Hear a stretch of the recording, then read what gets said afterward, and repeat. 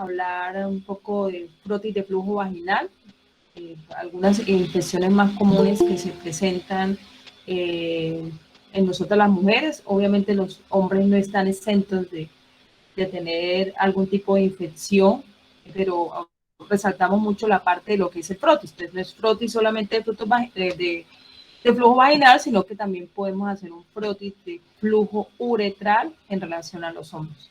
Lo que sucede es que los hombres tienden a ser más asintomáticos y nosotras más sintomáticas como tal, y es como lo que más llega a la consulta por esos cambios que se presentan a nivel del flujo de nosotras las mujeres.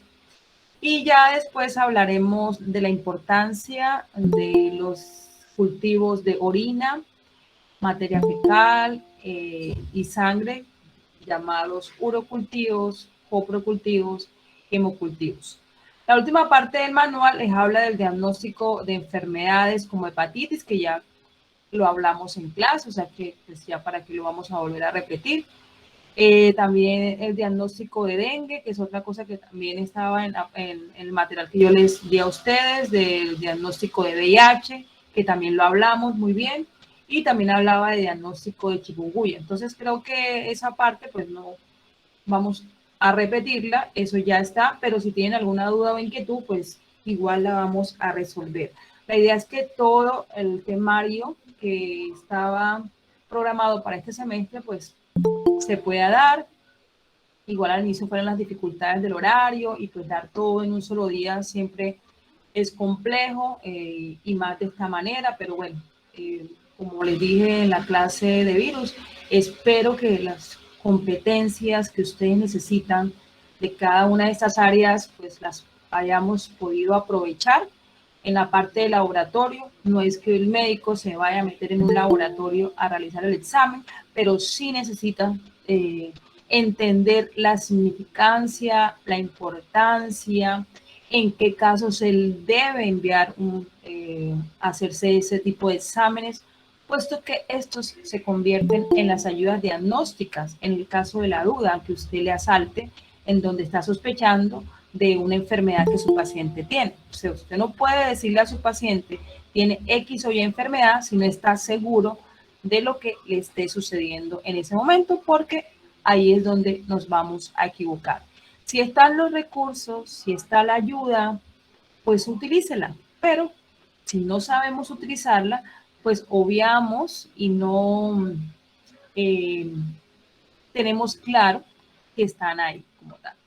Entonces, eso es pues la invitación, ya estar con la atención de los que estamos conectados, pues por ahí sé que no todos están, pero igual la grabación les quedará al resto de los estudiantes. Y ya, Dios mediante, el viernes a las 10 de la mañana, creo que me dijo Silvia, pues vamos a hacer los parciales finales y los quizzes. Recordándoles, chicos y chicas, que estos exámenes son acumulativos porque el conocimiento y nuestras básicas nos dicen que usted tiene que salir con la competencia y con el saber en el próximo semestre. Obviamente van a haber más preguntas de lo último, de lo que no está evaluado, pero no quiere decir que no salga alguna pregunta suelta de los primeros temas que vimos, porque o sea, de nada sirve que usted finalice un semestre y yo le pregunte algo de lo primero y usted no se acuerda. Entonces, ¿qué va a suceder? O sea, la competencia no la va a tener y de ahí en adelante eso le va a crear una dificultad porque lo que usted vea acá ya no lo va a volver a ver como tal, sino que ya va a tener esa relación en cuanto a las enfermedades y las patologías que usted con las que usted se va encontrando en su camino, en su formación como médico. ¿Listo? Entonces, para que esa parte la tengamos clara. Bien, entonces comencemos. Comencemos con la primera parte, que es diagnóstico de infecciones de piel, tejidos blandos y análisis de líquido cefalorraquídeo.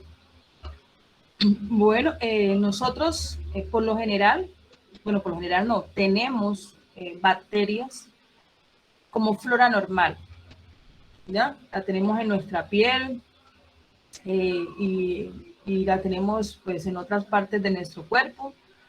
y ellas, pues, en el momento que encuentren la oportunidad, van a producirnos infecciones, ¿no? Entonces es lo que vemos en ese cuadrito que aparece en el manual, en donde habla de los agentes causales, y vemos que la mayoría de los que aparecen pertenecen a nuestra flora. Ahí está Streptococcus, Piógene, está Staphylococcus aureus, está por ahí, bueno, Nocardia, si no pertenece a nuestra flora, ya es un patógeno. Streptococcus pues tampoco pertenece, ya es un patógeno. Clostridium, bueno, esos son como los más comunes en los que producen ese tipo de enfermedades. Entonces, ¿cómo nosotros pues poder sospechar de que el paciente tiene o no la enfermedad?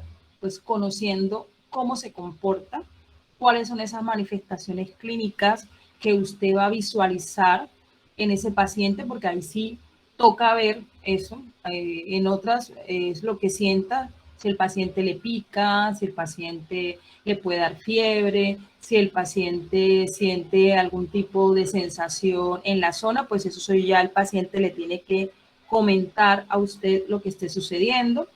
Pero en general, pues es como observar lo que es el aspecto que tenga. Entonces aquí nos habla de diferentes procesos, no quiere decir que sean los únicos, pero los más comunes, como lo que es impétigo, celulitis, erisipela, forunculosis, linfangitis, gangrena gaseosa. Y nos habla de la ubicación en donde se pueden encontrar. Entonces, el impetigio nos dice que en la piel vamos a observar esas manifestaciones clínicas, y lo que dice que se comporta como vesículas pequeñas que van a aparecer en esas zonas, que pueden presentar algún tipo de exudado no purulento, y que esas vesículas a lo largo que va progresando la infección se van convirtiendo en pústulas, y que pueden tener la complicación de que se van a sobreinfectar, y pues es debido a lo que ya sabemos, tenemos flora normal, y ahí están estafilococos y está Streptococcus pyogenes. Dice que en este caso la que más va a producir infecciones oportunistas son Streptococcus pyogenes, y pues ya en menor proporción Staphylococcus aureus. La celulitis es otra, y la localización de esta infección va a estar sobre todo en el tejido celular subcutáneo, ya de una forma mucho más profunda. El paciente va a referir una lesión de tipo eritematoso, también dolorosa y con ciertos bordes irregulares. Eso pues ya en los libros vemos como estas, la forma como tal de las mismas. Y los microorganismos asociados vuelve Streptococcus pyogenes, Streptococcus beta hemolíticos del grupo C, entre otros, y pues estas tipo de celulitis es muy común y frecuente, sobre todo en los adultos mayores y en los niños, cuando por la... ¿Profe? ¿Sí? Profe, está Una presentando. pregunta, eso le iba a preguntar que si estaba presentando pantalla porque no estamos viendo. No, yo estoy haciéndoles una charla en relación a lo que ustedes tienen en el manual. No estoy presentando nada en este momento. Ok, profe. Estoy aquí haciéndoles un conversatorio de esta parte, ¿sí? Y ahorita les muestro imágenes, pero es como ya haciendo la descripción de la relación de las lesiones en los sitios donde se encuentra y los microorganismos asociados a estas infecciones. En el caso de la celulitis es común en los bebés, en los niños pequeñitos, por los pañales. Entonces eso también produce una cierta lesión de tipo eritematosa que duele, y más que todo por el contacto que tienen de la orina. Entonces crean una reacción de hipersensibilidad, y vemos niños que se ponen pero mal con ese proceso, y aparte pues también da pie a que estos microorganismos se involucren en ellos. La erisipela es otra de las lesiones a nivel de la piel muy común. Aquí ya el tejido afectado es el tejido subcutáneo, pero de una forma más superficial. Y vamos a observar plaquitas enrojecidas, hiperémicas, dolorosas, también van a doler, bordes ya un poco más regulares, y viene este tipo de infecciones, aquí ya pues se va a acompañar con fiebre y escalofríos. Microorganismos asociados, vuelve estreptococopiógenes, es también los mismos del grupo anterior, los estreptococos beta-hemolíticos del grupo C y G, y también afecta a adultos y a recién nacidos, a niños muy pequeños, tanto celulitis como erisipela. La forunculosis es, bueno, nosotros tenemos forúnculos por donde salen lo que son los vellos, los pelos, entonces hay a ciertas personas que esos forúnculos se le pueden ahí infectar, ya sea porque cuando se afeitan las personas, entonces eso queda ahí como un foco, puede ser de que un microorganismo entre y le produzca ese proceso infeccioso. Entonces aquí afecta el forúnculo piloso y la localización va a ser profunda porque empieza el paciente a manifestar un poco de dolor, tumefacción, sobre todo en la parte de las axilas. Hay ciertas partes que vulgarmente le llaman los famosos golondrinos. Que tengo un golondrino. ¿Se han escuchado esa terminología? Golondrino. Pues el golondrino no es más que una forunculosis, ¿sí? Y es ahí una infección que está ciega, o sea, que no tiene ningún tipo de salida, y lo que va haciendo es que dentro, o sea, allá en la parte interna, va acumulando ese tipo de secreción, esa infección, produciendo un tipo de pus.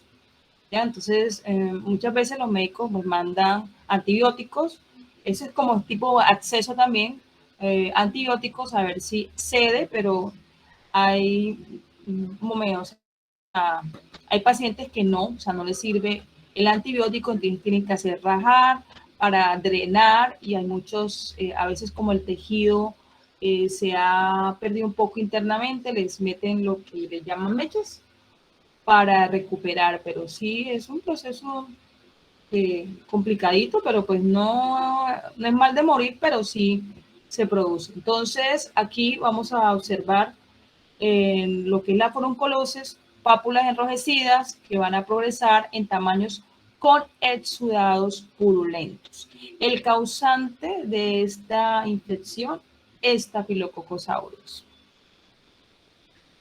Tenemos la linfangitis, afecta lo que es la parte del sistema linfático, vasos linfáticos a nivel subcutáneo. Entonces, aquí encontramos pacientes que van a presentar tumefacciones dolorosas en las zonas de los ganglios, en las regiones donde se encuentre, y van a formar esos edemas.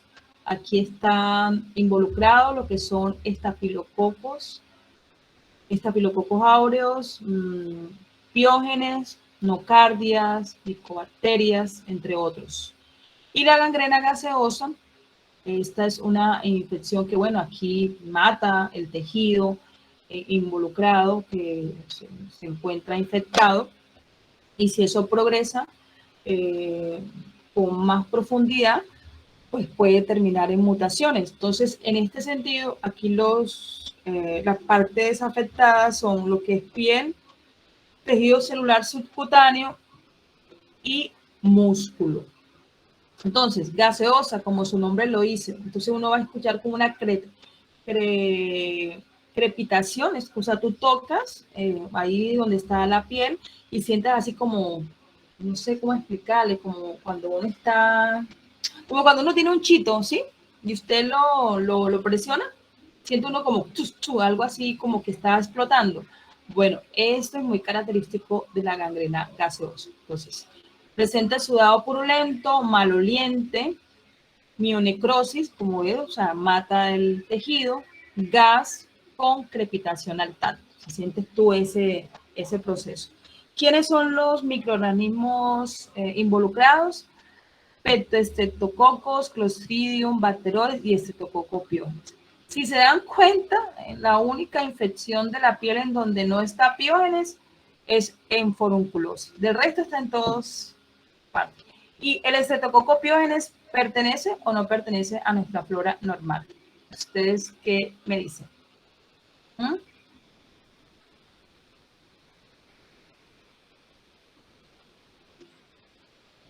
Pero quedaron mudos. O sea, Streptococcus pyogenes, que ya usted tiene que saber, el Streptococcus pyogenes, ¿pertenece a nuestra flora normal o no pertenece a nuestra flora normal? ¿Me escucha? Hello, nadie. Sí, profe. Claro, pertenece a nuestra flora normal. Esto es lo que estoy mirando, mire su mismo manual. Bueno, entonces ya vimos algunas de las infecciones más importantes que afectan a la piel y vamos a mirar, o sea, cómo se toma esa muestra, porque es que dependiendo de la secreción, dependiendo de la manifestación, de la lesión, si es un absceso, si podemos tomar muestra de forma más fácil o si es algo cerrado que no tiene ningún tipo de salida. Entonces hay unas formas en las cuales se pueden tomar las muestras, ¿no? Entonces aquí nos habla de la recolección y el procesamiento de la muestra. Entonces usted como médico en formación tiene que tener ya conocimiento de lo que es un absceso, de lo que es un chancro blando, de lo que es un chancro duro, del tipo de lesión que presente el paciente, si está botando o no botando secreción, para usted enviarle el examen para que le recolecten la muestra al paciente y eso se lleve al laboratorio. ¿Okay? Eso es lo importante en este caso. Y si estamos observando que por lo general, casi todas las infecciones son por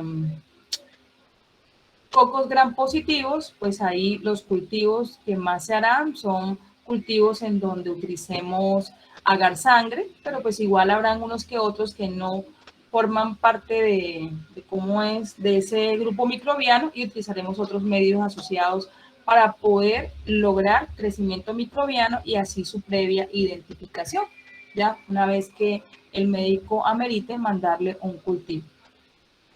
Entonces las muestras de piel se deben obtener de varias lesiones que se encuentren ahí. Antes de tomar la muestra, pues tenemos que hacer una previa desinfección de la zona para poder acceder a la misma. Si se presentan exudados en la región, se debe descartar del material, o sea, la parte superficial, hacer una limpieza en el contorno y se va a utilizar ese exudado que se encuentra en la parte interior de la misma. Cuando hablamos de lesiones por leishmaniasis, que debemos hacer esos procesos de tomar cierto tipo de muestras que sean limpias para hacer el diagnóstico, también en el caso de lepra, que no nos sirve sangre, sino que tenemos que tomar lo que es linfa, y ahorita hablamos un poquito de lo que es la lepra, porque pues forma parte de esas lesiones que aparecen a nivel de la piel. Pero más que lesiones que aparezcan a nivel de la piel, es una enfermedad que su foco más que todo es atacar el sistema nervioso periférico. Bien, entonces continuamos con la recolección y procesamiento de las muestras.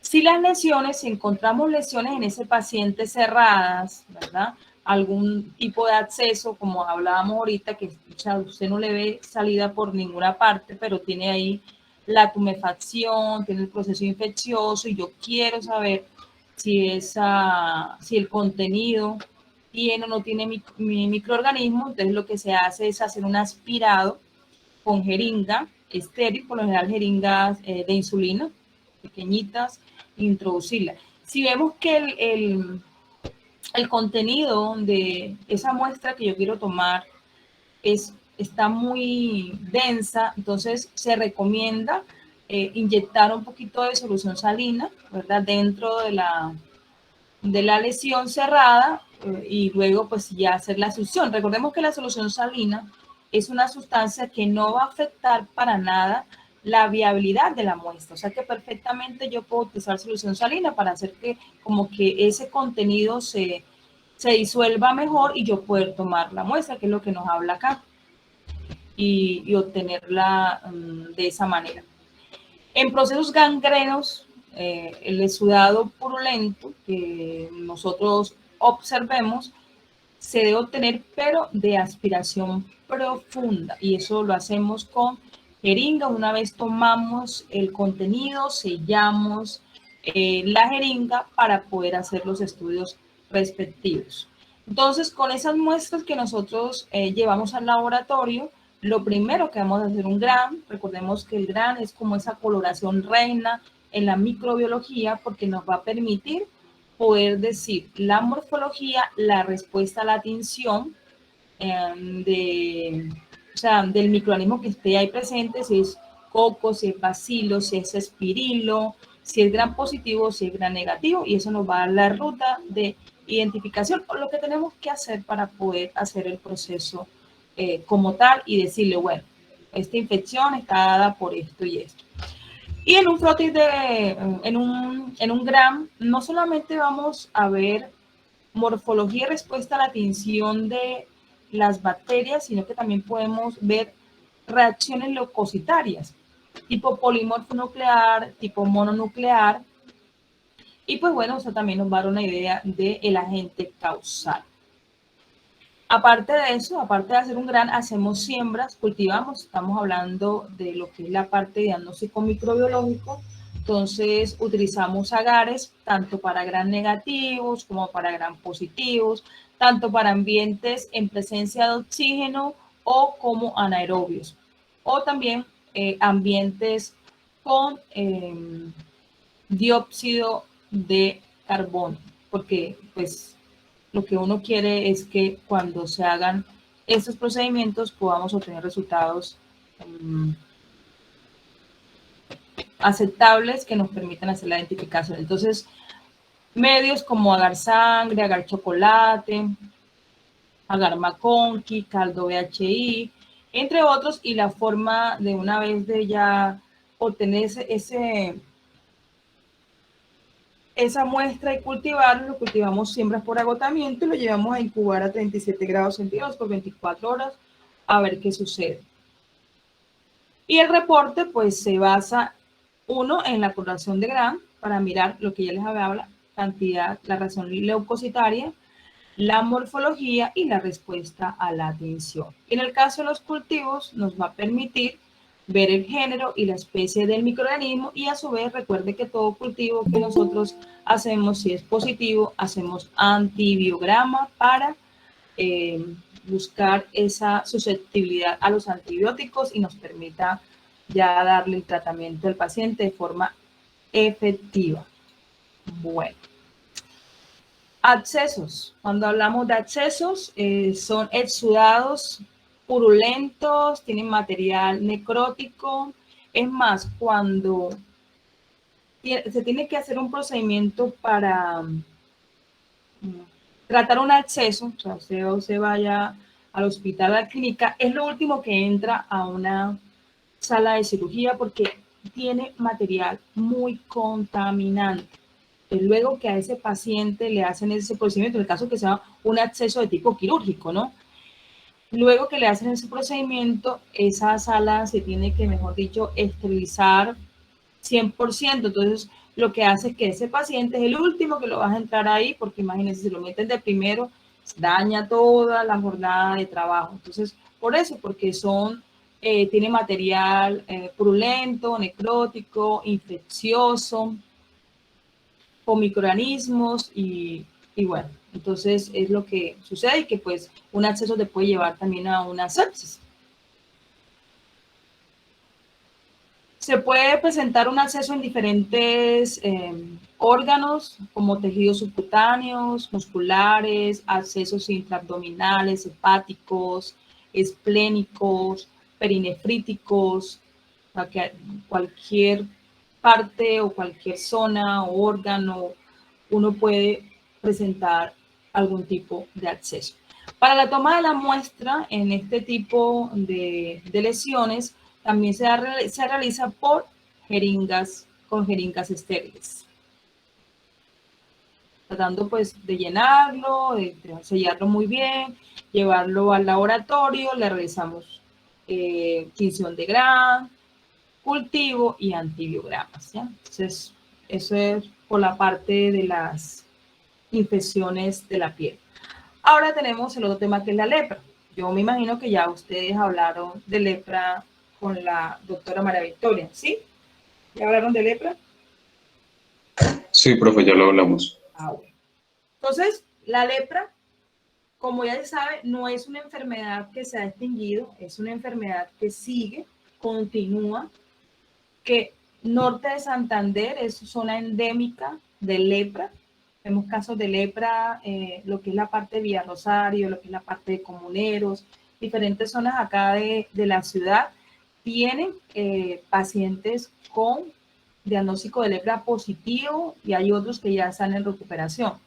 Cuando nosotros nos hablan de lepra es como a la gente cuando le hablan del VIH, ¿ya? Al decir lepra, como la imagen que tenemos de los tiempos antiguos, de Jesús, de que es que a las personas se les cae la piel, entonces si usted sabe que alguien tiene lepra, entonces también lo estigmatiza. Entonces ellos también sufren de ese estigma social. Entonces ellos lo que no quieren es que la gente sepa de que tiene lepra o que tuvo lepra. Al igual que la tuberculosis, ellos pertenecen a la misma familia, Mycobacterium, los Mycobacterium, este es Mycobacterium leprae. Una vez que son diagnosticados, pues ellos entran a un programa en los cuales le tienen que dar al paciente, lleva un tratamiento, un seguimiento, bueno, en fin, todo. Ahora, la lepra es una enfermedad que se transmite por la parte respiratoria. La gente cree que la lepra, a ti se te va a pegar la lepra porque tú toques al paciente con lepra. No, así no funciona. La lepra se transmite es por las secreciones respiratorias, ¿no? Cuando el paciente tose, estornuda, o sea, lo que viene de adentro hacia afuera es la forma. Y para tú contagiarte de lepra también tienes que tener una susceptibilidad a enfermarte, ¿no? Y estas enfermedades se dan mucho en personas que viven en hacinamiento, que tienen mala higiene, pues obviamente su estado de inmunosupresión influye. Lo otro que hay que tener en cuenta es que las personas estemos vacunados contra la BCG. Ya les hablaba que la BCG, aunque no tiene ni Mycobacterium tuberculosis ni Mycobacterium leprae, pertenece a la familia del Mycobacterium bovis. Entonces nosotros pues de una u otra manera pues nos ayuda a tener como una cierta protección frente a este tipo de enfermedades. No quiere decir que no nos vaya a dar, pero pues ahí está. La lepra lo que hace es afectar el sistema nervioso periférico, o sea, lesionar los nervios, haciendo que tú pierdas sensibilidad en diferentes zonas de tu cuerpo y esa sensibilidad que tú pierdes ya tú no la vuelves a recuperar, ¿ya? Eso es algo que es claro, o sea, en el momento que no sientas en esa zona ningún tipo de sensación, pues eso va a ser así para toda la vida, porque lo que hacen ellos es lesionar los nervios. Yo creo que la doctora tuvo que haber dicho que esta es una enfermedad que es de diagnóstico clínico. Esto tienen que tener ustedes claros. O sea, esto no es una enfermedad que es que yo me voy a hacer la vaciloscopia de linfa y ya sí o sí me va a dar un diagnóstico, no. Antes de usted enviarle un examen que es doloroso, porque es doloroso, que le pinchen a uno los lóbulos de las orejas, que le pinchen a uno los codos, ya para tomar la linfa, porque tiene que hacer ahí una isquemia, porque es la muestra que uno tiene que tomar, eso duele. Entonces, solamente cuando yo tengo la sospecha y hago esa impresión diagnóstica, después que empiezo a hacerle a mi paciente la auscultación, porque esto es un programa que se maneja, hay una guía del ministerio que nos dice qué es lo que tenemos que buscar en un paciente para sospechar de que tenga o no tenga lepra. Porque esta es una enfermedad a diferente a las otras, que no hay una sintomatología como tal, es que me dio fiebre, es que me dio dolor de cabeza. No, eso no funciona así. Es más, una persona puede tener lepra y puede durar muchos años con el microorganismo ahí, crónico y no manifestarse, sino ya después, como dice, después de 10 años, y que ya empieza como me duele al escribir, siento dolor acá a nivel del brazo, porque como lesiona los nervios, siento acá tensión a nivel de la pantorrilla, no siento por acá, me rasca. Entonces las lesiones a nivel de piel son lesiones que no pican, que no duelen, que no rascan, como vemos las tres, no pican, no duelen, no rascan, simplemente ahí no sentimos absolutamente nada, pero sí se presentan lesiones. Vemos pacientes con alopecia, vemos pacientes ya con ciertas protuberancias en su cara, a nivel de las orejas. Bueno, yo creo que eso ustedes ya tuvieron que haberlo visto con la doctora, pero esos ya son pacientes crónicos, ya que tienen por muchos años la bacteria y que le ha producido todos esos tipos de procesos. Es más, hay pacientes que le producen perforación a nivel del tabique nasal. Bueno, en fin. Ya, entonces, me extiendo mucho en esto, que pues no debía, es para entender que esa es una enfermedad que lo que produce en el paciente es una discapacidad. Y es importante el diagnóstico a tiempo. ¿Sabes? Ver esas señales. Por eso hay que conocer mucho cómo podemos pensar que un paciente tiene lepra. Y otra cosa es mirar la epidemiología, la zona donde usted se encuentra. Si yo vivo acá, en norte de Santander, tengo que mirar si nosotros somos foco de pacientes probables de lepra, ¿sí? Y bueno, y si llega alguien ahí como que raro, como sospechoso, lo que está manifestando, pues yo me tomo más el trabajo de poder examinarlo para decir, uy, no, mandémosle la vaciloscopia linfa, que es a donde viene la parte de este examen, que es para clasificar la lepra en paucibacilar y multibacilar, ¿sí? Porque eso es lo que nos va a decir el tratamiento que yo le voy a dar a mi paciente. Si es un tratamiento a 1 año o si es un tratamiento a 6 meses. Los pauci son pacientes que tienen poca carga microbiana, por ende, si tú le haces una vaciloscopia de linfa, te va a salir negativa. ¿Por qué? Porque no se van a visualizar los bacilos ácido alcohol resistentes, porque también se visualiza lo mismo que en el de la tuberculosis. Bacilos ácido alcohol resistentes mediante la coloración, la tinción de Finnix. Aquí ya no vamos a teñir esputo, sino que vamos a teñir ¿qué? Linfa. Entonces, el hecho de que un paciente te salga negativo no quiere decir que no tenga la lepra. En ese caso, en estos pacientes pauci, las lesiones son más pequeñas, perdón, son pocas.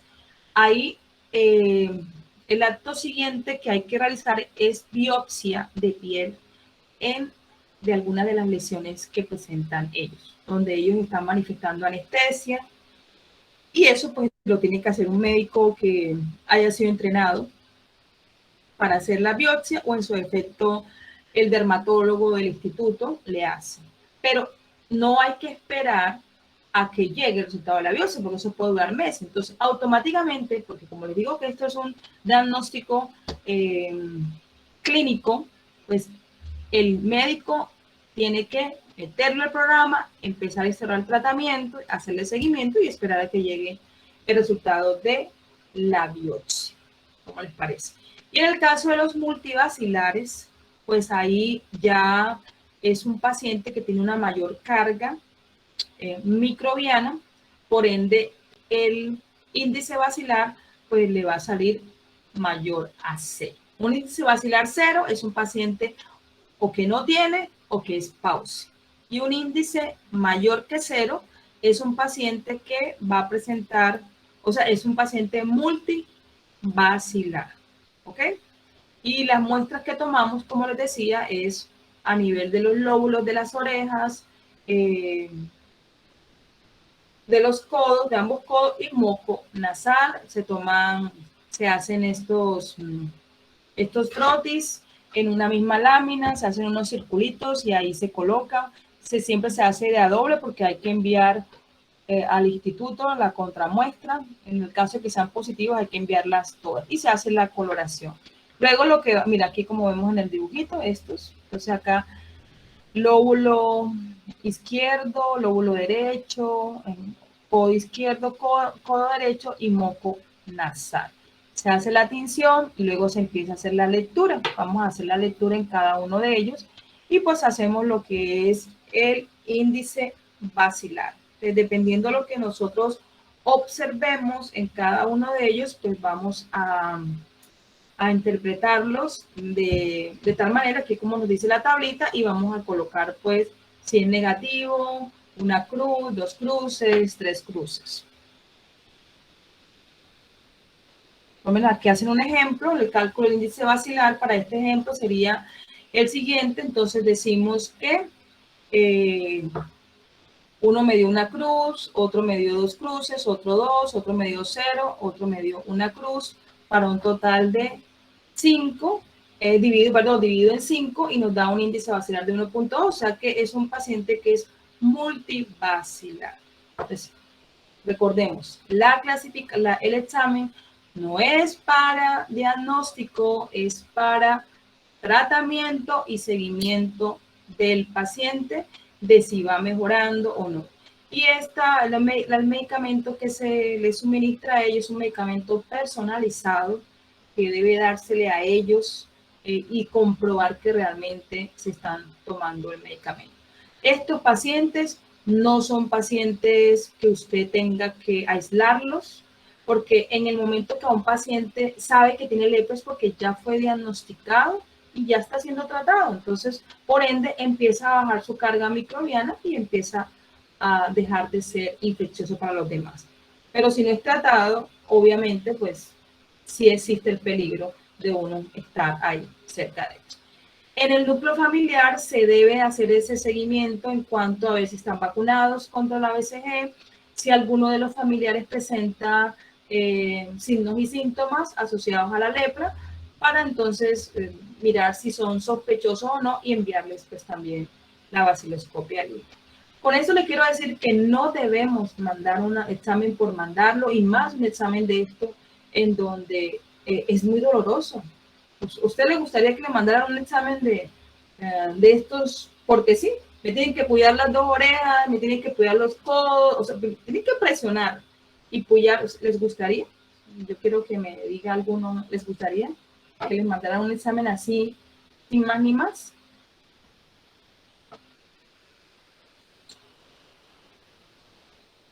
Creo que a nadie le gustaría. A nadie le gustaría esa. Entonces, usted lo que tiene que hacer es que en la medida de lo posible, cuando lo amerite, enviarlo y cuando no, pues no lo envía. Solo lo vas a ver si conoces la enfermedad.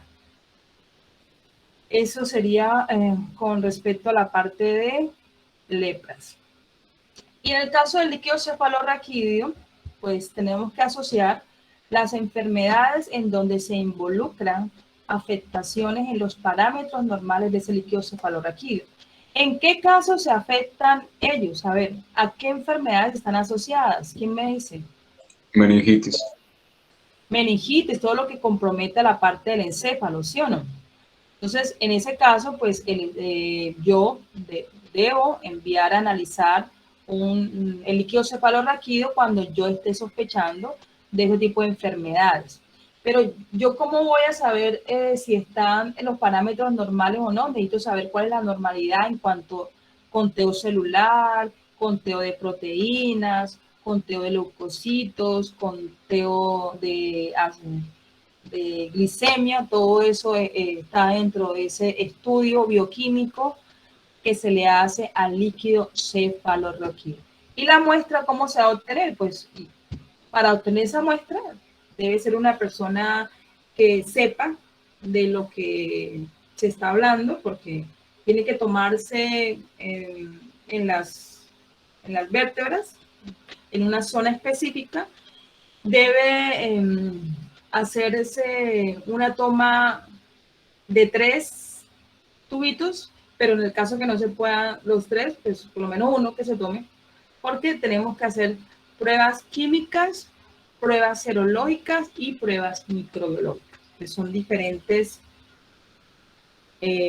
pruebas, y pues la idea es que esto es un líquido que es estéril, entre más manipulación, pues más es la posibilidad de que se contamine, pues lo que no queremos es que eso suceda y pues tomar 3 tubitos. Si no se toma 3, si no solamente puede tomar uno, pues se hace la división en tubitos estériles y se envía a cada sección. ¿Ya? En la parte micrológica uno le puede hacer tinción. Cuando hablábamos criptoconoforma, ¿se acuerda? Para hacer la tinción negativa con tinta china, utilizamos el sedimento del líquido cefalorraquídeo. Tomamos una parte, centrifugamos y hacemos el montaje de los mismos y hacemos otro tipo de tinciones dependiendo el microorganismo que estemos sospechando. En el caso de la bioquímica, para mirar proteínas, para mirar glicemia. En el caso serológico, vamos a mirar otro tipo de pruebas. También vamos a mirar lo que es la parte de los leucocitos, recuento celular, bueno, entre otros. Y aquí tenemos los significados clínicos, el aspecto que debe tener en condiciones normales y en condiciones anormales, las causas probables y las enfermedades asociadas. Bien, eso pues ya ustedes lo miran. Bacteria, viral, tuberculosa, psicótica. Bueno, llegamos a estas. Bueno, para esta parte me pareció muy interesante porque es muy común y muy frecuente hablar de las infecciones urinarias, genitourinarias, perdón, tanto de hombres como de mujeres, en lo que es la parte de la vaginosis, vaginitis. Entonces, voy a compartirles un video de un ginecólogo que me parece interesante para explicar esta parte de los de las infecciones urinarias, genitourinarias, perdón.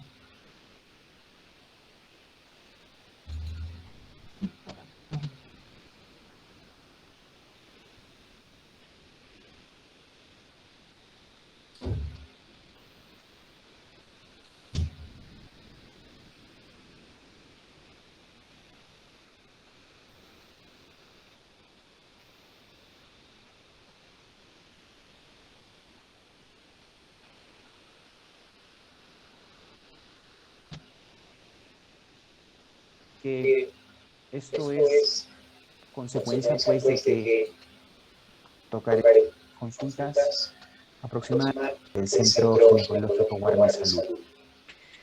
En esta oportunidad quisiera tocar un tema relativamente frecuente en la consulta Profe, externa de apague su ginecología micrófono que se escucha doble, por favor. y Ya que voy. se trata acerca de las infecciones vaginales. Personalmente, en mi consultorio, de cada 10 consultas, aproximadamente 5 o 6 son relacionadas al flujo vaginal y es por eso que es muy importante dar una pequeña charla acerca de este tema y revisar algunos conceptos básicos que todas las mujeres deberían de tener presente. Vamos a compartir una presentación para poder empezar a tocar este tema. Perfecto. Entonces, definitivamente los flujos vaginales son una patología común, es una patología incómoda y relativamente frecuente.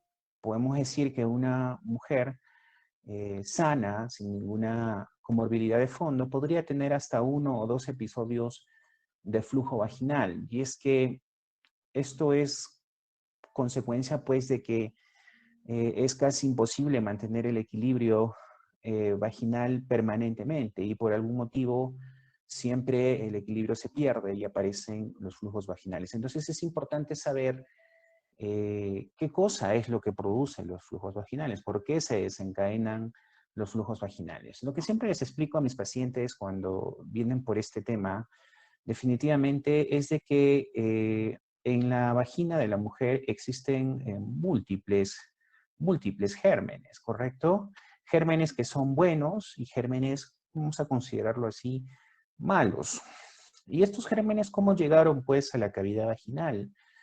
Lo que se acepta es pues la contaminación por contigüidad, es decir, la vagina, la cavidad vaginal se encuentra muy cerca a la cavidad rectal y también a la uretra. Entonces, gérmenes que puedan generar infecciones en estas áreas también pueden comprometer y colonizar la vagina. Entonces, dentro de los gérmenes buenos, siempre es importante mencionar al Lactobacillus, que es una bacteria que aprovecha el metabolismo que le genera el estrógeno de la mucosa vaginal para sintetizar una sustancia que se llama ácido láctico. Y el ácido láctico le da pues a la vagina un pH ácido.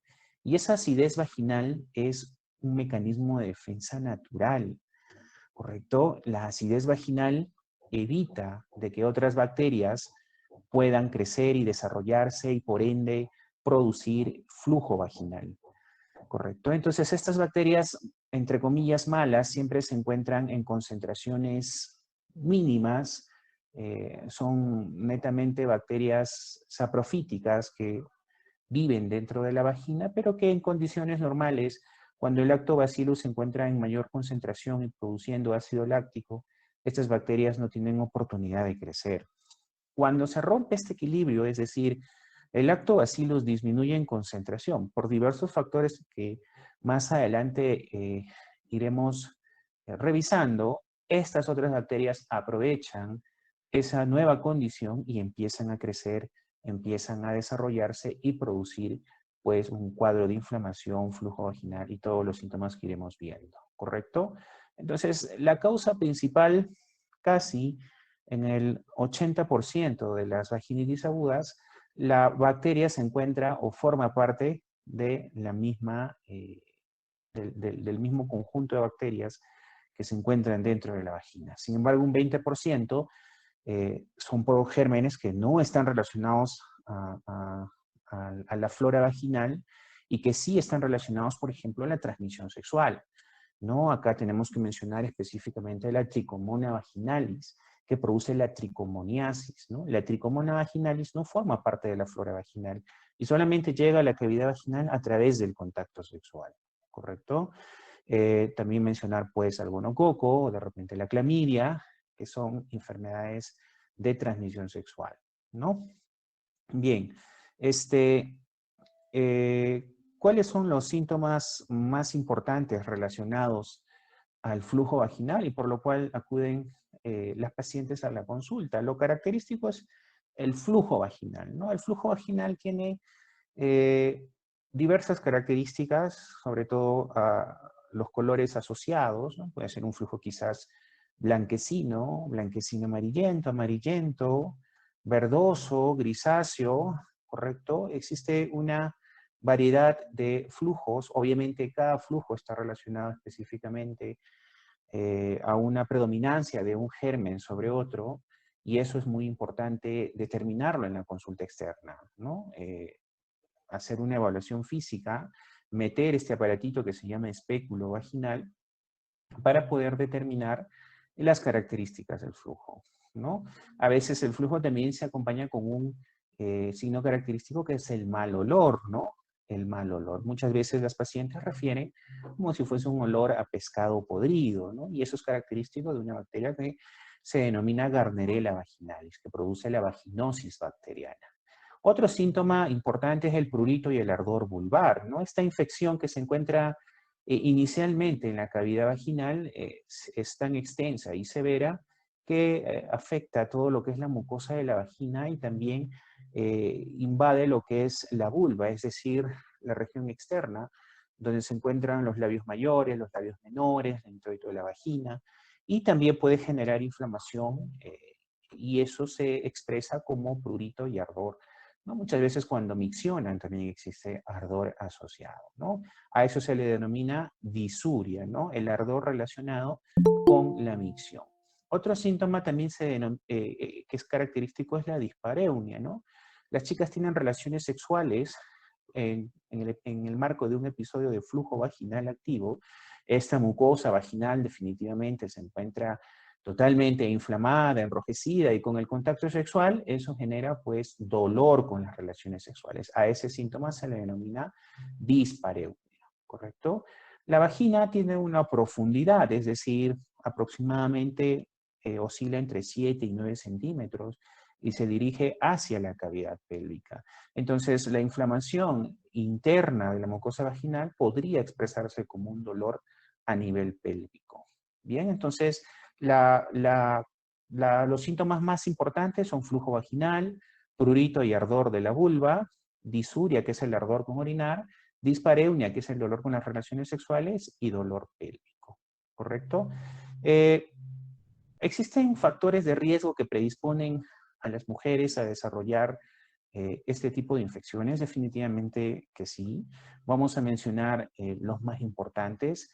Definitivamente aquellas pacientes que tienen enfermedades crónicas, como por ejemplo diabetes, hipotiroidismo, VIH, algún tipo de cáncer o lupus, en general son mujeres que tienen una inmunosupresión crónica.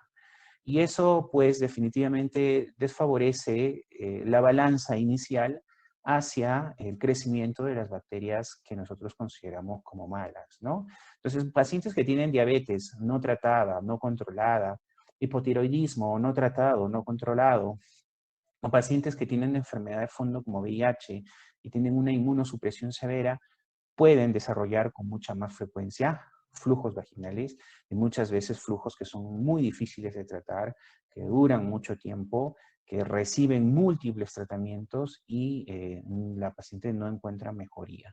Un acápite importante al uso indiscriminado de antibióticos, y esto quizás es una de las causas relativamente frecuentes del por qué las mujeres vienen por flujo, ¿no? A veces eh, los pacientes pues no buscan inicialmente la ayuda de un especialista y empiezan a automedicarse, ¿no? A automedicarse pensando de que al tratarse de una infección, el tratamiento radica pues en consumir antibióticos, ¿no? Y como no buscan ayuda médica, lo primero que hacen pues es ir a las farmacias y generarse una automedicación, considerando que en las farmacias pues no existen médicos especialistas en ginecología que les den un óptimo tratamiento y reciben todo tipo de antibióticos. Específicamente, lo más frecuente es que reciban antibióticos para infecciones urinarias, ¿no? Es lo que hemos visto con mayor frecuencia. Y estos antibióticos, ¿por qué favorecen el flujo vaginal? Porque al ser antibióticos eliminan bacterias y el lactobacillus, que es la bacteria inicial que nosotros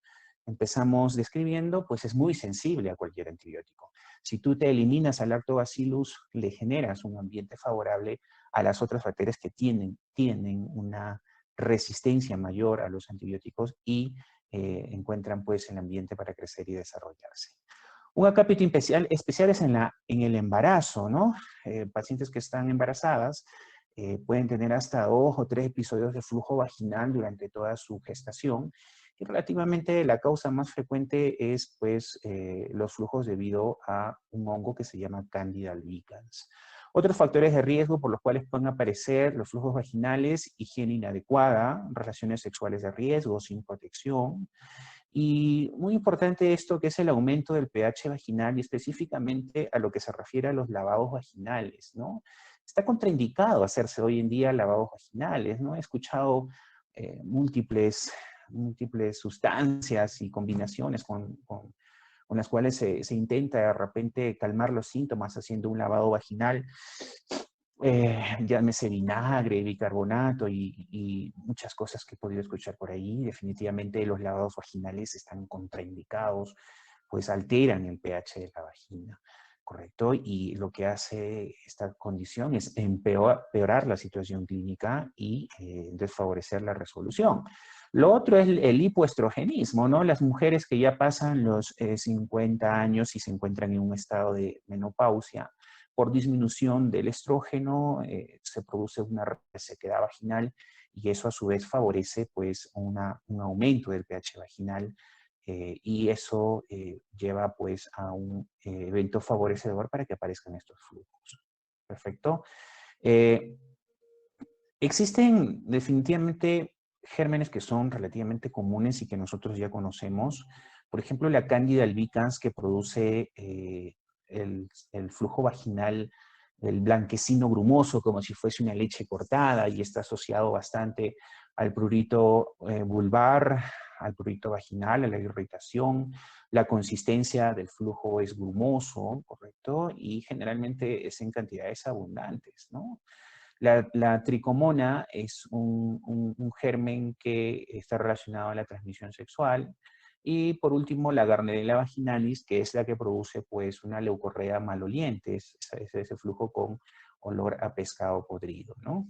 Bien, en general, nosotros los ginecólogos conocemos las características de los flujos y sospechamos de que existe quizás una predominancia de un germen sobre otro, e inicialmente nosotros lo que generamos son tratamientos empíricos iniciales, y definitivamente lo que se recomienda antes de empezar un tratamiento es tomar un cultivo de secreción vaginal. Ya veremos más adelante eso, ¿no? Con respecto a los flujos, existen flujos vaginales que son relativamente normales. Este flujo, por ejemplo, es el flujo del día 14 del ciclo menstrual, cuando la mujer se encuentra en un periodo periovulatorio. Es un flujo medio transparente, que tiene bastante elasticidad y que no debería de preocuparnos y que siempre va a aparecer, ¿correcto? A diferencia de este otro flujo, que es un flujo medio blanquecino grumoso, que está relacionado pues a la presencia de hongos, que es la Candida albicans. Se ven algunas placas, se ve enrojecimiento en la mucosa vaginal. Este otro es típico de la Gardnerella vaginalis, que es una bacteria que produce la vaginosis bacteriana. Es un flujo medio blanquecino grisáceo con mal olor, inflamación, eritema de la mucosa vulvar. Y este relacionado pues a la tricomona vaginalis, que lo característico es pues el flujo medio verde amarillento y con la presencia de burbujas, y esto que se denomina la colpitis en fresa, que es un punteado rojo que aparece a nivel del cuello uterino, ¿no? Entonces, estas características a nosotros nos hacen sospechar gérmenes, pero al final nosotros sabremos qué tipo de germen es utilizando el cultivo de secreción vaginal junto con el frotis de secreción vaginal, que son exámenes que nos permiten determinar la bacteria o las bacterias o los microorganismos que se encuentren pues afectando la vagina, ¿correcto? Entonces, cuando se enfoca a una paciente con flujo vaginal, inicialmente lo que nosotros haremos pues es hacerle una especuloscopía, determinar las características del flujo, ver la extensión de la enfermedad, si solamente se encuentra en la vagina o también se ha extendido hacia la vulva, ¿no? En la medida de lo posible, tomar un frotis y un cultivo de secreción vaginal, ¿no? E inicialmente tratar empíricamente con óvulos vaginales, ¿no? Que es generalmente lo que yo hago, tratar con óvulos vaginales, ¿no? Si es que existe una inflamación a nivel de la mucosa vulvar, complementarlo con algunas cremas, ¿no? Y utilizar siempre medicamentos por vía oral para complementar el efecto tópico que tienen los óvulos vaginales, ¿correcto? Al final, siempre es importante aconsejar a los pacientes acerca de qué cosa es lo que debe de evitar para que vuelva a ocurrir después de un flujo vaginal un nuevo episodio, ¿no? Y quizás lo más importante está resumido en estos 8 puntos. El lavado del área vulvovaginal tiene que ser diario y específicamente con un jabón, que yo lo denomino suave, pero es que son jabones especiales para el área vulvoperineal, que tienen específicamente un pH ácido. En la farmacia existen bastantes de estos tipos, ¿no? Y enjuagar y secar bien la zona. Correcto, como punto 2, pues limpiar la zona vulvar y anal, siempre desde adelante hacia atrás y no en sentido inverso, para evitar que las bacterias del tracto digestivo puedan invadir la zona genital y favorecer la aparición de flujos. Evitar las duchas vaginales, esto está contraindicado hoy en día, ya que estas duchas alteran el equilibrio de la flora local de la vagina. Tratar de vestirse siempre con ropa interior de algodón, evitar las ropas interiores que sean pues sintéticas y que acumulen calor, y eso favorecer la la ruptura del equilibrio de las bacterias vaginales, ¿no? Entonces, todo aquello que acumule calor, humedad, favorecerá siempre la aparición de flujos vaginales. Es por eso que si se van, por ejemplo, a la piscina, o se van al sauna, o se van al gimnasio y existe una acumulación de humedad en la región vulvoperineal, siempre es importante hacerse la higiene inmediatamente y tratar de que esta área se encuentre siempre seca. No usar pantalones ajustados, especialmente en días calurosos, esto es muy importante. Como ya lo mencioné inicialmente, el uso de antibióticos de manera indiscriminada está contraindicado. Solamente usar antibióticos cuando su médico tratante se lo indique, ¿ya? Dado que los antibióticos indiscriminados pueden definitivamente matar la flora vaginal normal. Limitar siempre el número de compañeros sexuales, eso es muy importante. En caso no se pueda practicar la monogamia, siempre utilizar preservativos. Los preservativos nos protegen bastante, sobre todo contra las bacterias o gérmenes que se contagian a través de las relaciones sexuales. Ojo, no descuidar la higiene después de tener relaciones sexuales también es importante. El semen del varón es alcalino y tiene un pH totalmente diferente al semen de la vagina. Y esto está bien, pues es muy importante desde el punto de vista de la fertilidad, porque el semen alcalino permite que los espermatozoides puedan vencer la barrera del pH vaginal ácido y poder llegar hacia el cuello del útero y ascender hacia las trompas uterinas. Pero cuando el semen alcalino se encuentra expuesto por mucho tiempo en la cavidad vaginal o en la zona vulvar, esto podría predisponer a que se rompa el equilibrio ácido y aparezcan los flujos vaginales, ¿no? Por último, controlar las enfermedades crónicas, ¿no? Si tienes diabetes, hipotiroidismo, tienes VIH o tienes un trasplante, estas enfermedades tienen que estar controladas porque ya sabemos de que existe una predisposición a que aparezcan los flujos cuando estas no lo están. Bien, estas son las recomendaciones generales que siempre les doy a todas mis pacientes cada vez que vienen al consultorio por un episodio de flujo. Lo que siempre les recomiendo también es la reevaluación, ¿no? Inicialmente nosotros damos un tratamiento ya sea con óvulos. Bueno, ¿qué tal le pareció?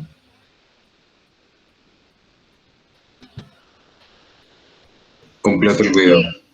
Completo, sí. Y profe, bueno, a mí me causaba curiosidad que él dice que no se recomiendan baños vaginales, pero generalmente cuando hay una infección o algo, suelen mandar baños con domeboro, ¿no? Pero pues ya sería más por la función antiséptica que tiene, asumo yo, y astringente para evitar molestias secundarias, o no sé qué opinas al respecto, profe.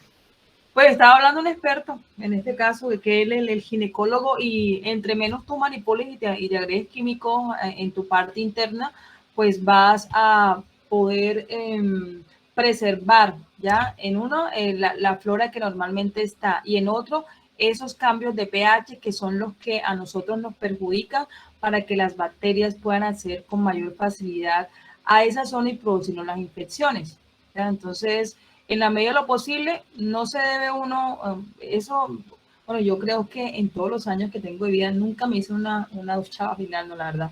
No, pero sí escucho que hay muchas mujeres que se hacen eso constantemente, Sí. haciéndose esos procesos y lo que hacen es que alteran el O sea, ambiente.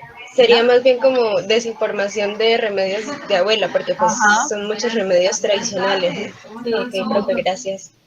Sí, son muchos remedios tradicionales, exactamente. Y bueno, ¿por qué les quería mostrar eso? Porque bueno, eso es lo que usted les va a llegar a la consulta y tienen las herramientas para poder definir cuál es el microorganismo que está afectando y es lo que hablamos del examen de frotis de flujo vaginal que va a estar compuesto por un montaje en fresco, por la tinción de Gran, por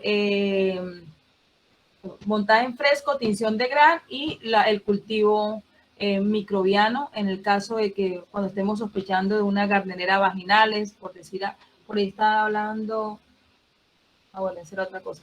Entonces, cuando llega la consulta, nosotras las mujeres, las recomendaciones que se deben hacer para cuando tú te vas a hacer un frotis de brujo vaginal, primero que todo, no haberte hecho duchas vaginales, no haberte colocado ningún tipo de óvulo, no haber tenido relaciones sexuales por ahí de 3 a 4 días, no tener la menstruación, bueno, todas esas indicaciones hay que hacerlas previas a que te tomen la muestra, porque tienes que ir allá al laboratorio, bañarte normal. Hay gente que dice, no, que no me voy a ir sin bañar. No, ¿quién dijo eso? No, usted se baña normalita, va allá le explican el procedimiento, ahí en posición ginecológica. Algunos lo hacen con espéculo, otros no, porque recuerden que también una persona que no ha tenido relaciones sexuales se les hace frotis. Niñas, se ha visto niñas que se les ha hecho el frotis y aparecen con microorganismos que solo son transmitidos por la vía sexual. Entonces se evidencian a veces niñas abusadas. Imagínense, una niña con esos microorganismos. Entonces ese es otro caso, pero usted tiene que reportarlo en el caso de que eso se evidencie en los resultados. Es más, cuando a una niña le van a hacer un frotis, debe ir con un acompañante para que vea todo el procedimiento que se le va a realizar, que se hace con hisopo estéril. Como les dije, algunos se hace con espéculos, otros no. Se le dice que abra las piernas, se le toma la muestra de la parte del introito vaginal, y si hay que hacerlo a profundidad, pues entonces ahí se utiliza el espéculo. Entonces se toma una muestra para hacer el frotis, para el gram, se toma otra muestra que se introduce en solución salina para hacer el montaje en fresco, cuando queremos ver la tricomona, porque la tricomona se observa más que todo en eso, en fresco, con solución salina. Y la otra para hacer el test de aminas positivo, que en el caso de la Gardnerella vaginalis es una bacteria que está entre si es transmitida sexual o es una infección que se da por estado de inmunosupresión, ya que se ha visto que en las mujeres embarazadas es muy frecuente las infecciones vaginales de tipo Gardnerella vaginal. Y entender la diferencia de lo que es una vaginitis y una vaginosis. ¿Sí tenemos claro el concepto vaginitis, vaginosis?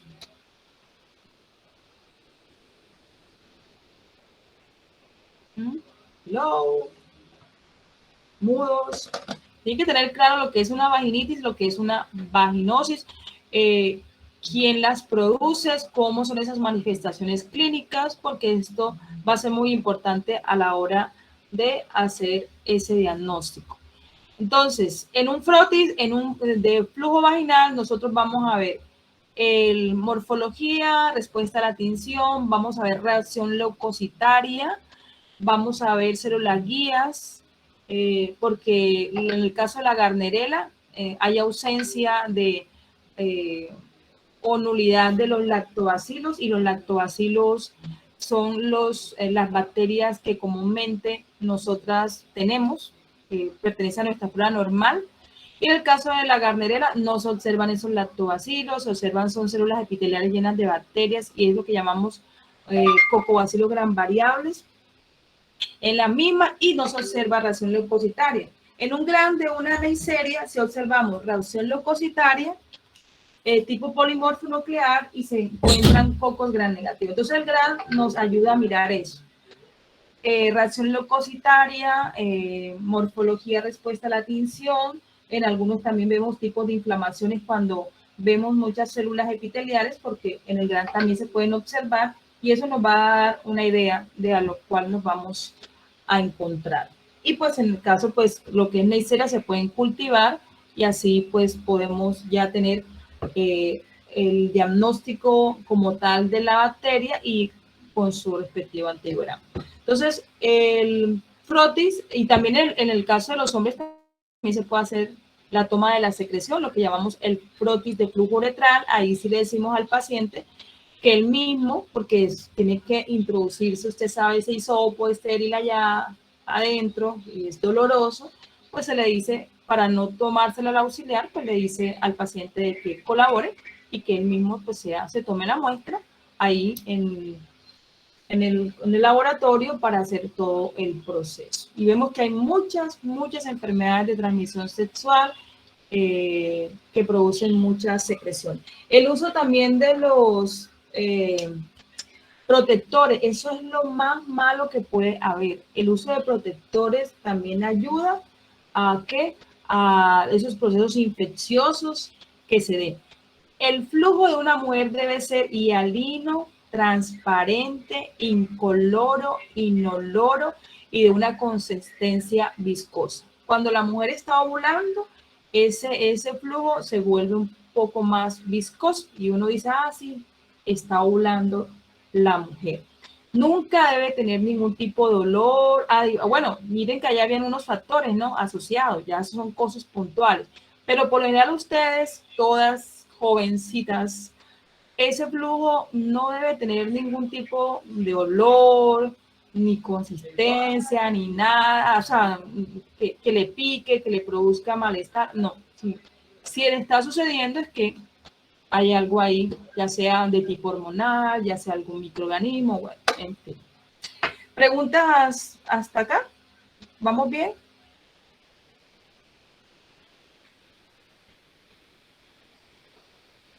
Sí, vamos bien.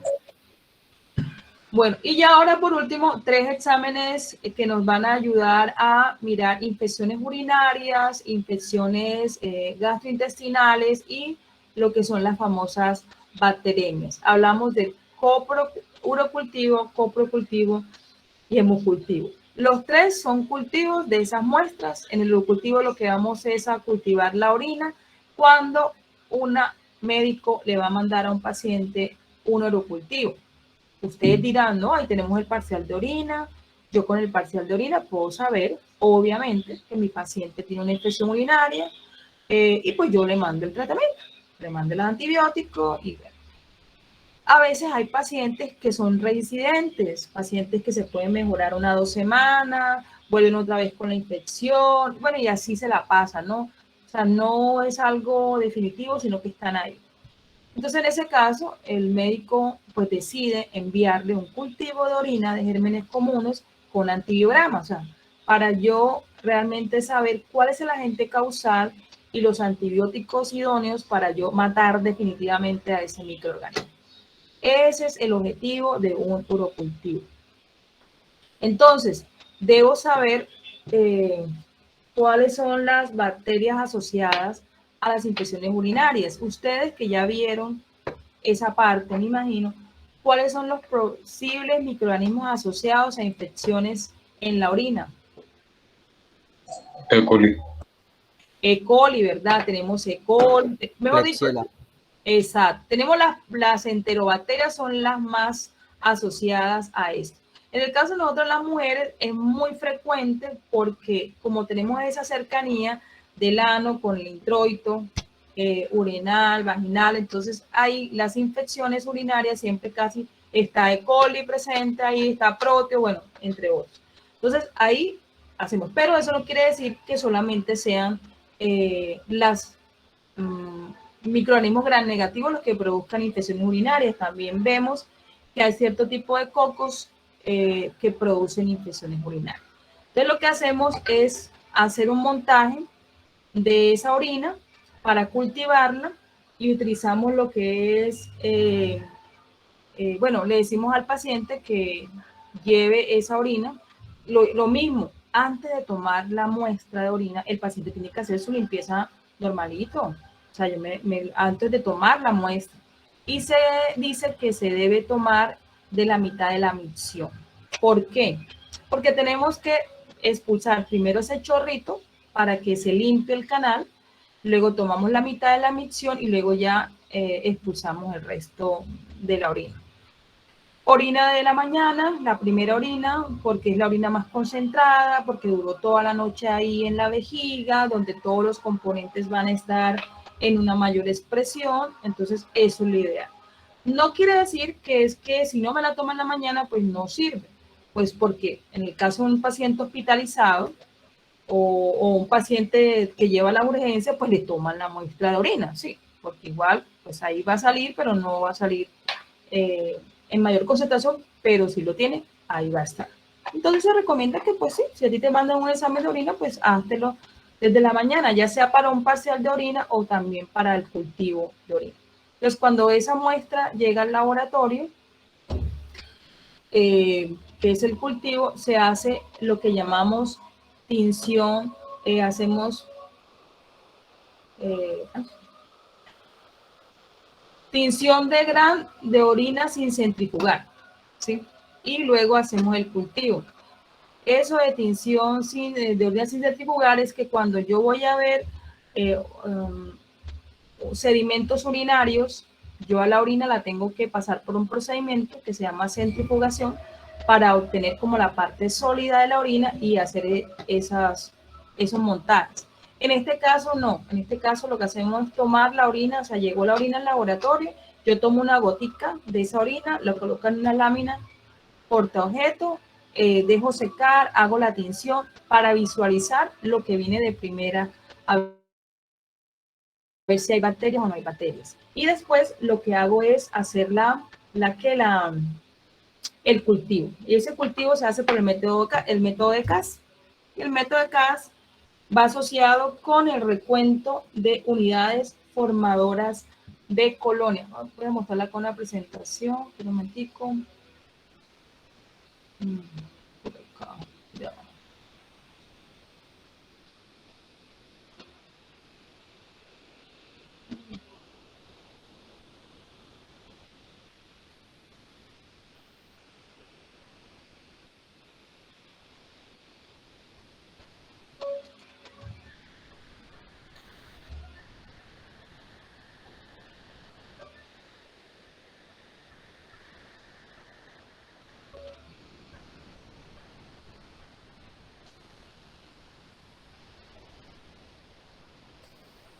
Por acá de la orina.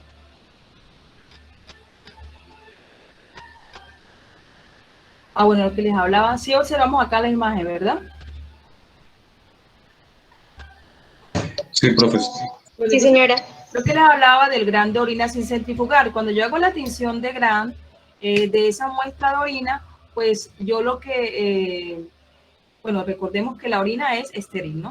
O sea, en la orina no se debe ver absolutamente nada. Pero si yo empiezo a observar estos palitos, bacterias, veo células epiteliales, pues yo ya de entrada digo, ahí hay una infección, aparte hay un proceso inflamatorio porque hay bastantes células ahí presentes, ¿no?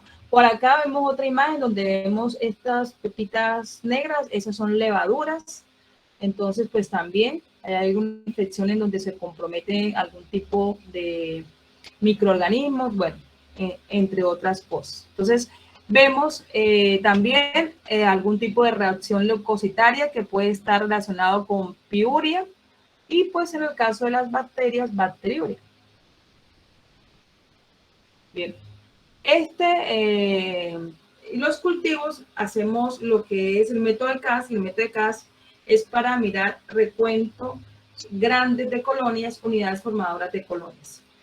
Lo hacemos con una asa calibrada y esa asa calibrada, o sea, la muestra de orina que yo tome de esa asa calibrada me va a representar en crecimiento más de 100.000 unidades formadoras de colonias. La forma de la siembra es una línea central en medios, tanto para gram negativos como gram positivos, lo que es agar sangre y agar macons. Entonces, lo que hago es una línea central, una forma de zigzag como una M, lo llevo a incubar por 24 horas a 37 grados centígrados y luego veo el crecimiento microbiano ahí, ver que no haya habido contaminación, hago un gram para mirar si el agente causal es un gram negativo o un gram positivo, porque tengo que mirar si creció en agar sangre, es un gram positivo. Si creció en agar macón, que es un gram negativo. Y si no se observa crecimiento, pues quiere decir que no hay nada ahí que esté, o sea que lo que está refiriendo el paciente no es por infección de algún tipo de bacteria. En el caso de que es positivo, pues hacemos las respectivas pruebas de identificación. Si son enterobacterias, recordemos que lo que hacemos es batería bioquímica y montamos antibiogramas.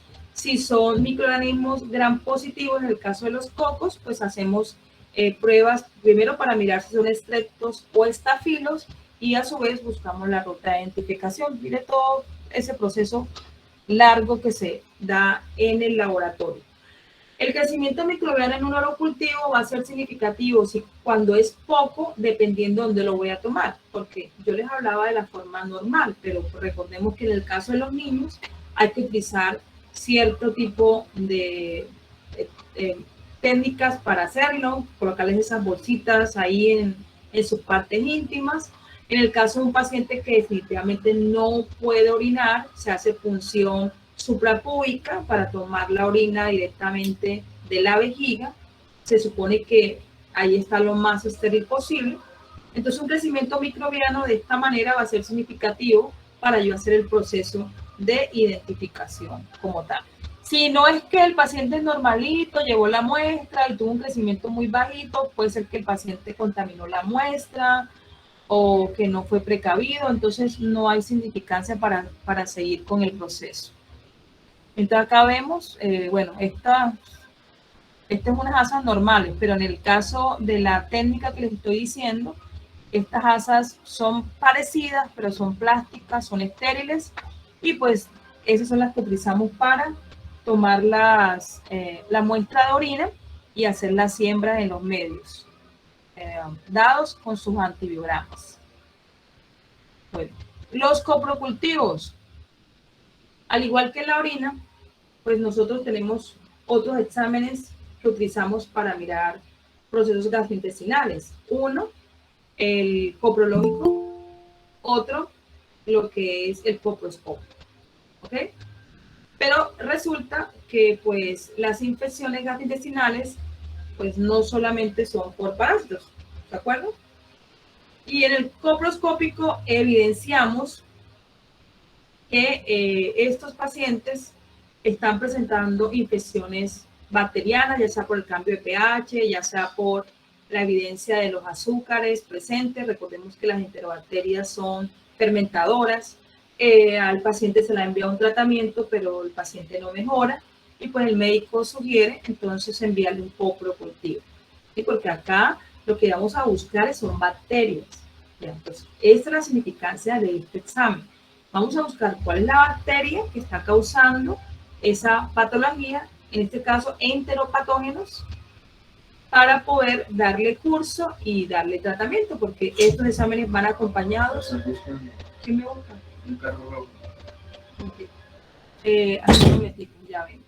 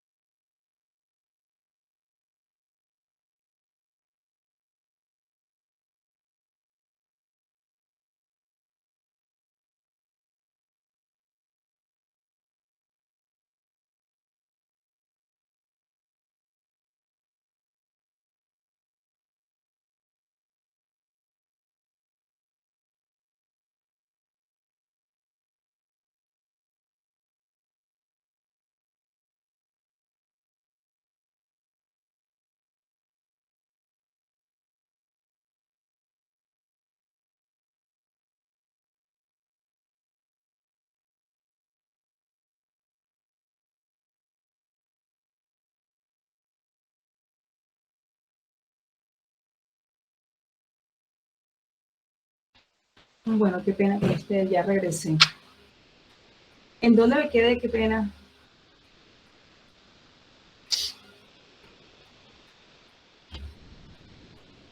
Hello. Estaba escuchando que estaba buscando bacterias por el pH, Okay. por los efectos. Exacto. Bueno, resulta que al paciente en su momento le mandaron, le mandaron para, o sea, detectaron que la infección era por bacterias, le enviaron tratamiento, pero el paciente pues no ha mejorado. Entonces, en ese sentido, pues le mandan un cultivo para materia fecal, para mirar el agente causal. Nosotros tenemos flora normal, obviamente, que también pueden producirnos infecciones. Ahí tenemos la E. coli, pero también tenemos enteropatógenos, como lo que es salmonella o como es Shigella. Entonces, Al paciente se le recomienda, así igual que cuando se le mandó a hacer un coprológico, un coproscópico, tener todas esas condiciones previas para tomarle la muestra al paciente, para que él se tome la muestra, llevarla al laboratorio y cuando llega ahí, no se monta directamente la materia fecal a los medios de cultivo, sino lo que hacemos es un proceso de crecimiento microbiano de lo que viene ahí. Entonces, tomamos una pequeña muestra con una asa estéril, introducimos en un medio enriquecedor como un caldo tioglicolato. Ahí hacemos como una dilución dentro de ese medio, lo llevamos a incubar por un lapso de 4 horas o podemos durar un tiempo más. La idea es que prolifere lo que estaba dentro de la muestra y de ahí pues entonces tomamos, o sea, de ahí es donde vamos a tomar para hacer la siembra en los medios, en este caso sí ya para enterobacterias, lo que es McConkey, lo que es medio EMB, bueno, todos ellos. Salmonella Shigella y los llevamos a 24 horas por 37 grados centígrados. Al día siguiente visualizamos el crecimiento microbiano, hacemos montaje de batería bioquímica, hacemos antibiogramas y obtenemos el resultado del agente causal.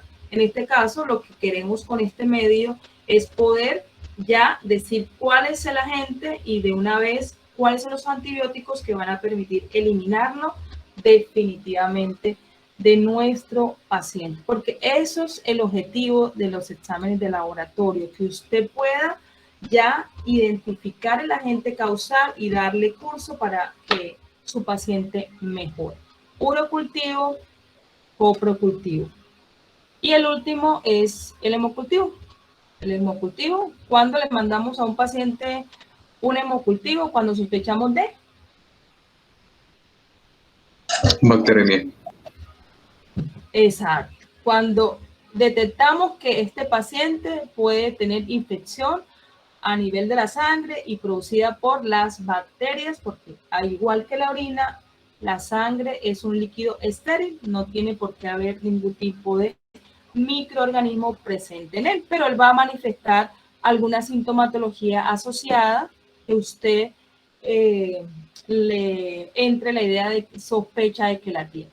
Estos exámenes se le pueden hacer a cualquier edad, desde bebés, niños, adolescentes, adultos, y pues dependiendo el paciente y la edad del paciente, así va a ser el volumen de la muestra que voy a tomar de sangre, que se debe hacer de una forma aséptica en esas zonas donde voy a hacer la extracción, que no debe hacerse del mismo brazo donde se está canalizando el paciente y que lo ideal es tomarle 3 muestras en los medios de cultivos que ahí en el manual les aparece. Esos medios de cultivos tienen los nutrientes necesarios para que esos microorganismos crezcan y proliferen en ellos, ya sea gram negativos o gram positivos, medios que poseen anticoagulantes. Y hay presentaciones de medios de cultivos para niños, hemocultivos y medios de cultivos para adultos. Entonces, si no se pueden tomar las 3 muestras, porque se debe tomar en diferentes zonas, en diferentes venas y a unos lapsos diferentes, pues con una que se tome, pues sirve para hacer el proceso. Lo otro es que hay métodos manuales, métodos semiautomatizados, métodos automatizados. Hoy en día ya se usa más que todos los automatizados, no dejando de lado los anteriores, porque pues si se nos daña el equipo, pues montamos manual. Pero sí o sí tenemos que hacer el proceso. Y estos medios de cultivo, pues una vez que se toman las muestras de los pacientes, que deben estar previamente marcadas con la identificación del paciente, el nombre, si está en piso, el piso, bueno, todo esa información, la fecha, se debe llevar al laboratorio. Allá, si es manual, pues se incuba a una temperatura de 37 grados centígrados durante 7 días. Pero en esos 7 días yo tengo que evidenciar si esos cultivos están progresando y mirar si están negativos o están positivos. porque el médico va a estar preguntando eso. Antes de que se realicen estas, esta toma de muestras, se tienen en cuenta los estados febriles del paciente, que no haya instalado tratamiento, sino que lo haga después, porque igual ya el médico sabe que es una infección bacteriana, lo va a empezar a tratar con antibióticos, pero pues también necesita saber si tiene o no tiene bacteria. Y ahí hay que estar dándole reporte. Entonces, acá ya una vez que se encuentran estos cultivos en el laboratorio, cada 24 horas se sacan los medios, como son medios que están líquidos, yo debo tomar muestras de cada una de las cultivos ahí presentes, hacer un gran, o sea, tomamos con jeringas estériles, colocamos una gotica en lámina portaobjeto, la dejamos secar, hacemos gran y cultivamos en medios McConkey para gran negativo y agar sangre para gram positivos, porque yo tengo que descartar tanto de unos como de otros. Lo llevo a incubar, al día siguiente observo si hubo nuevo crecimiento, entonces voy haciendo mi reporte, no, el cultivo, hemocultivo A negativo, y así consecutivamente hasta que cumpla 7 días. Si en alguno de esos 7 días antes resulta que una vez que hice estos cultivos, al día siguiente observé y vi crecimiento microbiano, ejemplo, que haya crecido en agar sangre y no en agar McConkey, entonces ya estaremos sospechando que es un cultivo positivo y que es una infección por cocos gram positivos. Y empiezo a hacerle ya identificación, si son estreptos, estafilo, bueno, todo el seguimiento como tal de identificación, pero ya le decimos al médico, oye, el cultivo, hemocultivo está positivo, está en proceso de identificación. ¿Ok? Y se hace la identificación y se reporta. Si durante los 7 días no hubo positividad, pues a los 7 días se ya da por egreso ese examen y se descartan los medios. Hay otro que es el automatizado, que pues ya está su equipo de microbiología, donde hay un software donde vamos a meter la información del paciente, hay unos cubículos en donde vamos a introducir, que son botellitas, las metemos ahí y el equipo va mirando los cambios, porque en el caso de los microorganismos gram negativos, recuerden que ellos producen gas, producen cierto tipo de sustancias químicas y pues eso se va detectando. La ventaja de un equipo automatizado es que yo en horas puedo saber cómo va el equipo. Puedo ir sabiendo, si va negativo. En cambio, en el caso del manual tengo que esperar 24 horas para saber si hay una positividad o una negatividad. Entonces ahí se va mirando, se va viendo el reporte, pues ahí mismo nos va a decir si es positivo o negativo, porque puede que yo le tome a un paciente 3 muestras, pero puede que solamente una salga positiva y eso es válido. Y esa muestra pues se saca y se empieza a hacer igual que lo otro, hacer gram, hacer cultivos, porque pues así sea que yo esté teniendo eso, un equipo automatizado, pues yo también tengo que hacer la parte manual para hacer la identificación. En el caso de los automatizados, el egreso del proceso se da de 4 a 5 días. Entonces ya yo le puedo dar salida, no hubo nada, no tenía bacteremia, pues se descarta completamente los medios para eso. Entonces, la utilidad de esta parte microbiológica es simplemente para pues ya ir a la fija, como dicen, de ver el agente causal y el tratamiento idóneo a seguir para estos pacientes. Esa es la parte de la microbiología. ¿Preguntas? Bueno, yo creo que eso sería todo. Como les dije, la última parte, pues ya eso lo hemos hablado en virología, lo que es diagnóstico para hepatitis, diagnóstico para VIH, también de dengue, hablamos de las pruebas que se hacen, lo que es el caso de los anticuerpos que se toman a partir del 5º día de la sintomatología del paciente.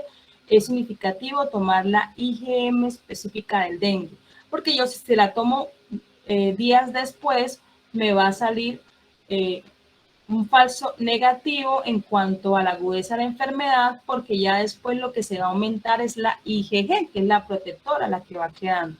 Entonces, por eso es importante que ustedes tengan en cuenta y usted le pregunta a su paciente, bueno, ¿a partir de qué día usted empezó a manifestar los síntomas? Y es por eso que usted empieza a contar. No, doctor, a mí me empezó el lunes y el paciente le llegó a usted el jueves, a lunes, martes, miércoles. Ah, ok, entonces ya mañana ya sabe que tiene que mandarle la titulación de anticuerpos IgM específico del dengue. Eso sucede también con lo que es también para el chikungunya y lo que es Zika, porque son de la misma familia.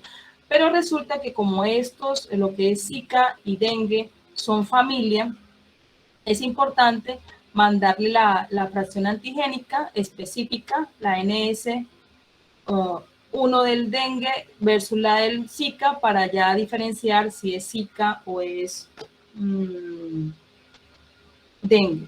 Y lo otro es la prueba de PCR, pero la prueba de PCR usted se la puede hacer de entrada, sí, porque esa es más sensible, pero pues resulta que es una prueba mucho más costosa y pues hay que empezar a hacer desde lo mínimo, que son las titulaciones de anticuerpos.